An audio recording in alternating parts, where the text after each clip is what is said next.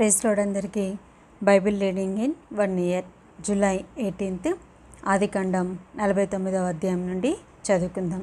యాకోబు తన కుమారులను పిలిపించి ఇట్లా నేను మీరు కూడి రండి, అంత్యదినములలో మీకు సంభవింపబోవు సంగతులను మీకు తెలియజేసేదను.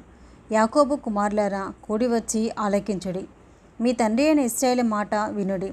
రూబేను, నీవు నా పెద్ద కుమారుడవు, నా శక్తియు నా బలము యొక్క ప్రథమ ఫలమును, ఔన్నత్యాతిశయమును బలాతిశయమును నీవే.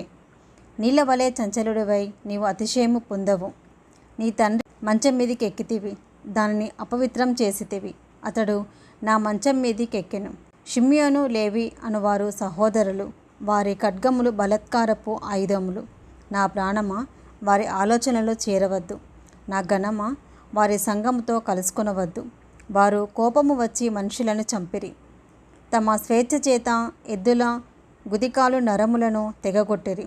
వారి కోపము వేంద్రమైనది, వారి ఉగ్రతయు కఠినమైనది. అవి శపింపబడును. యాకోబులో వారిని విభజించెదను, ఇశ్రాయేలులో వారిని చెదరగొట్టెదను. యూదా, నీ సహోదరులు నిన్ను స్తుతించెదరు. నీ చెయ్యి నీ శత్రువుల మెడ మీద ఉండును. నీ తండ్రి కుమారులు నీ ఎదుట సాగిలపడుదురు. యూదా కొదమ సింహము, నా కుమారుడా, నీవు పట్టిన దాన్ని తిని వచ్చితివి. సింహము వలెను, గర్జించు ఆడు సింహము వలెను అతడు కాళ్ళు ముడుచుకొని పండుకొనెను. అతని లేపువాడెవడు? షీలోహు వచ్చే వరకు యూదా యుద్ధ నుండి దండము తొలగదు, అది కాళ్ళ మధ్య నుండి రాజదండము తొలగదు. ప్రజలు అతనికి విధేయులై ఉందురు. ద్రాక్షావల్లికి తన గాడిదను, ఉత్తమ ద్రాక్షావల్లికి తన గాడిద పిల్లని కట్టి, ద్రాక్షారసంలో తన బట్టలను, ద్రాక్షల రక్తంలో తన వస్త్రమును ఉదుకును. అతని కన్నులు ద్రాక్షారసము చేత ఎర్రగాను, అతని పళ్ళు పాల చేత తెల్లగాను ఉండును. జెబూలూను సముద్రపు రేవున నివసించును.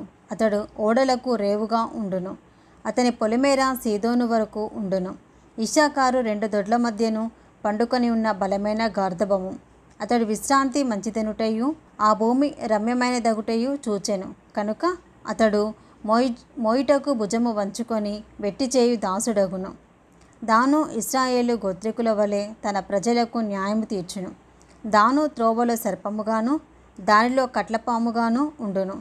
అది గుర్రపు మడిమలు కరచును, అందువలన ఎక్కువాడు వెనుకకు పడును. యెహోవా, నీ రక్షణ కొరకు కనిపెట్టి ఉన్నాను. బంటుల గుంపు గాదును కొట్టును, అతడు మడిమను కొట్టును. ఆషేరునొద్ద శ్రేష్టమైన ఆహారము కలదు, రాజులకు తగిన మధుర పదార్థములను అతడిచ్చును. నఫ్తాలి విడవబడిన లేడి, అతడు ఇంపైన మాటలు పలుకును. యోసేపు ఫలించడి కొమ్మ, ఊట యొద్ద ఫలించడి కొమ్మ, దాని రెమ్మలు గోడ మీదికి ఎక్కి వ్యాపించును. విలుకాండ్రు అతన్ని వేధించిరి, వారు బాణములను వేసి అతన్ని హింసించిరి. యాకోబు కొలుచు పరాక్రమశాలి అయిన వాని హస్తబలము వలన అతని విల్లు బలమైనదగును. ఇశ్రాయేలునకు బండయు మోపెడివాడును ఆయనే.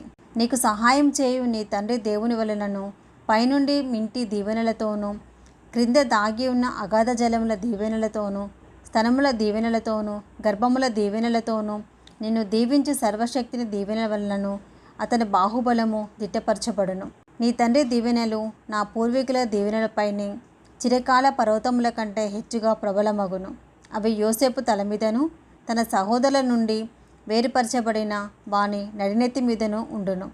బెన్యామీను చీల్చినట్టు తోడేలు, అతడు ఉదయమందు ఎరను తిని అస్తమయమందు దోపుడు సొమ్ము పంచుకొనెను. ఇవి అన్నీయు ఇశ్రాయేలు 12 గోత్రములు. వారి తండ్రి వారిని దీవించుచు వారితో చెప్పినది ఇదే. ఎవరి దీవెన చొప్పున వారిని దీవించెను. తర్వాత అతడు వారికి ఆజ్ఞాపించుచు ఇట్లా నేను నా స్వజనుల యొద్దకు చేర్చబడుచున్నాను. హిత్తీయుడైన ఎఫ్రోను భూమి యందున్న గుహలో నా తండ్రుల యొద్ద నన్ను పాతిపెట్టుడి. ఆ గుహ కనాను దేశమందలి మమ్మ ఎదుటనున్న మక్పేలా పొలంలో ఉన్నది. అబ్రహాము దానిని, ఆ పొలమును హిత్తీయుడగు ఎఫ్రోను యొద్ద శ్మశాన భూమి కొరకు స్వాస్యముగా కొనెను. అక్కడనే వారు అబ్రహామును, అతని భార్య అయిన షారాను పాతిపెట్టిరి. అక్కడనే ఇస్సాకును, అతని భార్య అయిన రిబ్కాను పాతిపెట్టిరి. అక్కడనే నేను లేయాను పాతిపెట్టి తిని. ఆ పొలమును అందులోనున్న గృహయు హేతు కుమారుల యొద్ద కొనబడినది అనెను. యాకోబు తన కుమారులకు ఆజ్ఞాపించి చాలించి మంచము మీద తన కాళ్ళు ముడుచుకొని ప్రాణం విడిచి తన స్వజనుల యొద్దకు చేర్చబడెను. ఆదికాండం 50వ అధ్యాయము, చివరి అధ్యాయం కూడా. యోసేపు తన తండ్రి ముఖము మీద పడి అతన్ని గూర్చి ఏడ్చి అతని ముద్దు పెట్టుకునేను. తర్వాత యోసేపు సుగంధ ద్రవ్యములతో తన తండ్రి శవమును సిద్ధపరచవలనని తన దాసులైన వైద్యులకు ఆజ్ఞాపించెను. కనుక ఆ వైద్యులు ఇశ్రాయేలును సుగంధ ద్రవ్యములతో సిద్ధపరిచిరి. సుగంధ ద్రవ్యములతో సిద్ధపరచబడి వారి కొరకు దినములు సంపూర్ణమగునట్లు అతని కొరకు 40 దినములు సంపూర్ణమాయెను.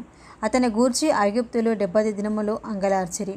అతను గూర్చిన అంగలార్పు దినములు గడిచిన తర్వాత యోసేపు ఫరో ఇంటి వారితో మాట్లాడి, మీ కటాక్షము నా మీద నున్నడలా మీరు అనుగ్రహించి నా మనవి ఫరో చెవిని వేసి నా తండ్రి నా చేత ప్రమాణం చేయించి, ఇదిగో నేను చనిపోవచ్చున్నాను, కనానులో నా నిమిత్తము సమాధి త్రవ్వించి తిని కదా, అందులోనే నన్ను పాతిపెట్టవలెనని చెప్పాను. కాబట్టి సెలవైతే నేను అక్కడికి వెళ్ళి నా తండ్రిని పాతిపెట్టి మరలా వచ్చేదినని చెప్పుడు అనెను.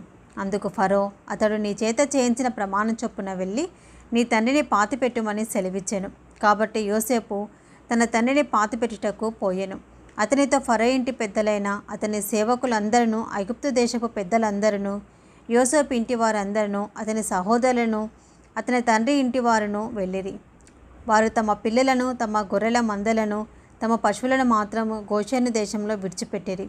మరియు రథములను రౌతులను అతనితో వెళ్ళినందున ఆ సమూహము బహు విస్తారమాయెను.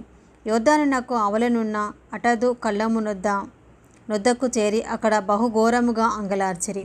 అతడు తన తండ్రి గూర్చి 7 దినములు దుఃఖము సలిపెను. ఆ దేశమందు నివసించిన కనానీయులు అటదు కళ్ళము నొద్ద ఆ దుఃఖము సలుపుట చూచి ఐగుప్తీయులకు ఇది మిక్కుటమైన దుఃఖమని చెప్పుకొనిరి. కనుక దానికి ఆబేల్ మిస్రాయిము అని పేరు పెట్టబడెను.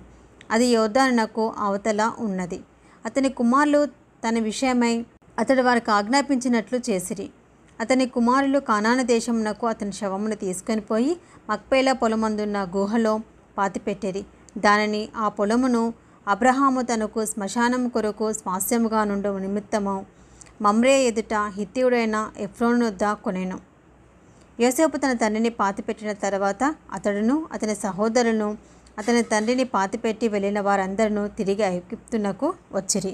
యోసేపు సహోదరులు తమ తండ్రి మృతి పొందుట చూచి, ఒకవేళ యోసేపు మన యందు పగపట్టి మనం అతనికి చేసిన కీడంతటి చొప్పున మనకు నిశ్చయంగా కీడు జరిగించిననుకొని యోసేపునకు ఇలాగూ వర్తమానము పంపిరి. నీ తండ్రి తాను చావక మునుపు ఆజ్ఞాపించినది ఏమనగా, మీరు యోసేపుతో నీ సహోదరులు నీకు కీడు చేసిరి కనుక దయచేసి వారి అపరాధమును వారి పాపమును క్షమించుమని అతనితో చెప్పుడనెను. కాబట్టి దయచేసి నీ తండ్రి దేవుని దాసుల అపరాధములు క్షమించుమనిరి. వారు యోసేపుతో ఇలాగ మాట్లాడుచుండగా అతడు ఏడ్చెను. మరియు అతని సహోదరులు పోయి అతని ఎదుట సాగిలపడి, ఇదిగో మేము నీకు దాసులమని చెప్పగా యోసేపు, భయపడకుడి, నేను దేవుని స్థానమందున్నానా? మీరు నాకు కీడు చేయని ఉద్దేశించితిరి, కానీ నేటి దినమున జరుగుచున్నట్లు అనగా బహు ప్రజలను బ్రతికించినట్లుగా అది మేలుకే దేవుడు ఉద్దేశించెను. కాబట్టి భయపడకుడి, నేను మిమ్మును మీ పిల్లలను పోషించేదనని చెప్పి వారిని ఆదరించి వారితో ప్రీతిగా మాట్లాడాను. యోసేపు తన తండ్రి కుటుంబపు వారును ఐగుప్తులో నివసించిరి. యోసేపు 110 సంవత్సరములు బ్రతికెను. యోసేపు ఎఫ్రాయిము యొక్క 3వ తరము పిల్లలను చూచెను. మరియు మనషే కుమారుడైన మాకీరునకు కుమారులు పుట్టి యోసేపు ఒడిలో ఉంచబడిరి. యోసేపు తన సహోదరులను చూచి, నేను చనిపోవచ్చున్నాను, దేవుడు నిశ్చయముగా మిమ్మల్ని చూడవచ్చి ఈ దేశంలో నుండి తాను అబ్రహాము, ఇస్సాకు, యాకోబులతో ప్రమాణం చేయించిన దేశమునకు మిమ్మల్ని తీసుకొని పోవునని చెప్పాను. మరియు యోసేపు, దేవుడు నిశ్చయముగా మిమ్మను చూడవచ్చును, అప్పుడు మీరు నా ఎముకలను ఇక్కడ నుండి తీసుకొని పోవలేనని చెప్పి ఇశ్రాయేలు కుమారుల చేత ప్రమాణం చేయించుకొనెను.